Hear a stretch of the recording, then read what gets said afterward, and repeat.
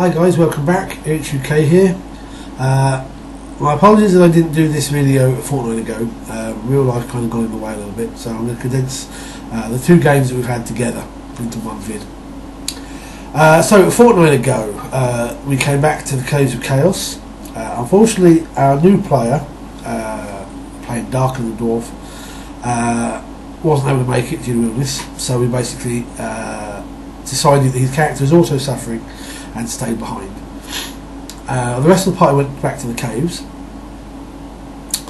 and we had a bit of an odd one of an encounter. The characters had been told that there were possibly monsters still within the dungeon, as the whole place, when it was originally used thousands of years ago, was kind of a I'm not quite sure what the term would be, but basically if the ruling body wanted to get rid of people, criminals or undesirables, they basically dropped them into this dungeon and left them to see if they could survive, with monsters running around. Most of them didn't, and they were told that some of these monsters might still exist, and they ran into one of them, a Minotaur. Now the party's second level at this point. The Minotaur is CR4, but I had decided that we needed something big and gribbly for them to face, other than just these humanoids. So I included the Minotaur that's already presented in the scenario. But I looked it over and I felt that it was a suitable challenge. They wouldn't have any problems hitting it. It was just a case of whether they could take the damage or not. Now, one of the party members, the elf Valerius, went into this cave and he was surprised by this Minotaur. They made a bit of a noise out front, so he knew they were there, and he got hit by a critical. That particular night I was rolling 20s left, right and centre. My dice were on fire, and unfortunately he took the brunt of this one. So the rest of the party charged in.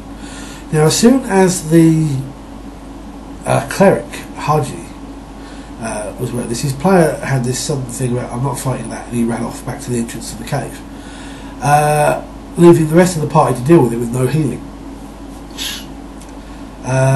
Which was a bit of a pain for them, because I would have assumed that he would at least try and fight and he would at least heal the party while they were doing it.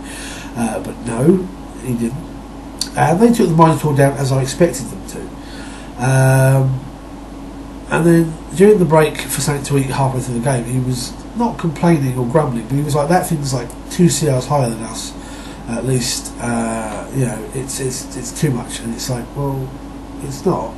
Now I better point out, he's not complaining that you're putting up too powerful monsters at us. He was saying more that this was something that was he felt was a little bit too strong for him. But it's never been a problem any other time, so I'm not entirely sure what was going on there. But fair enough. But they did get a sizable reward out of it. This is one of the big bads, so they got a good 750 something gold coins, which led to a rather nice discussion about what they were going to do with it, because there were those in the party that wanted to basically divide it up, even though it would be still a considerable amount of weight between them. There were those that wanted to leave it in the chest that they found it in and come back for it, and others felt that this was a bad idea because if any of the humanoids found it, they ran off with it. Eventually, in the end, they decided to split it.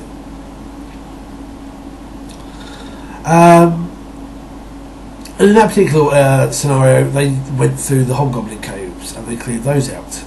Unfortunately, we had our first character fatality.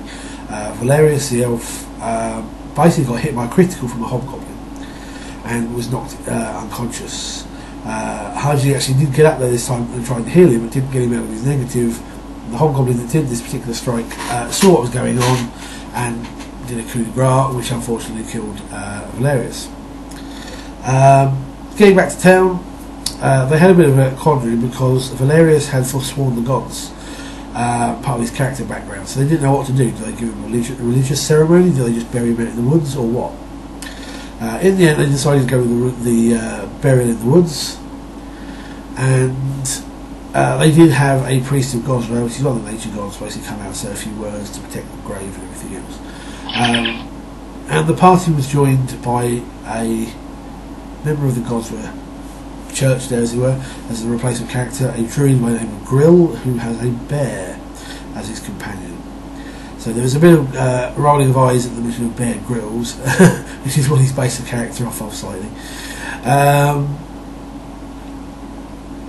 And at this point I felt that they'd just done well enough that I said, right guys, level up to 3rd. And that was the end of that session. So beginning of this one, unfortunately, while we had the player of Darken back in, we lost the player of Kendo, our sorcerer, because he wasn't very well this particular week. So we left him behind. And this time they did really, really well. We didn't lose anybody. They did run into the other big monster in the caves, an owl bear, and almost lost Darken to it.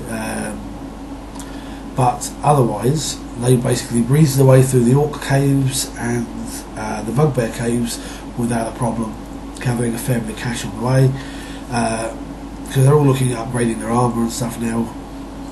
They want masterwork, which is what they've kept the money from the previous big haul for. When it came to it, I don't know what was the situation, but they were really on fire. Their dice, well, with the exception of Gabriel, whose dice couldn't roll higher than like a 3 for like 2 entire combats, it seems. Yeah, they really breezed through those particular caves. They've just got the Kobold caves left to do, which they know of and they're not too worried about. Then they're thinking of going back and looking into the supposed undead that they found in the first section of this dungeon when they came into the tunnel.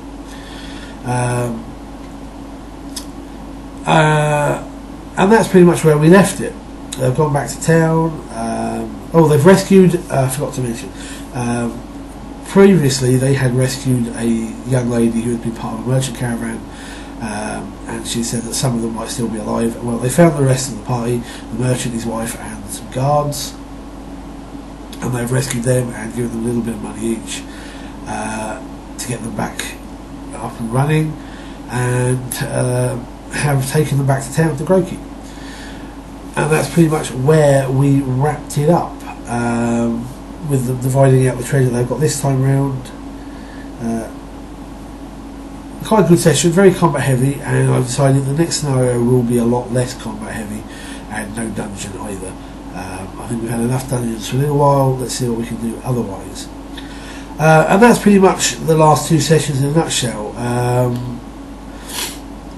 So we'll see what happens and where they go from here. Anyway, thanks for listening to me ramble on for that one, and I'll talk to you soon. Happy gaming.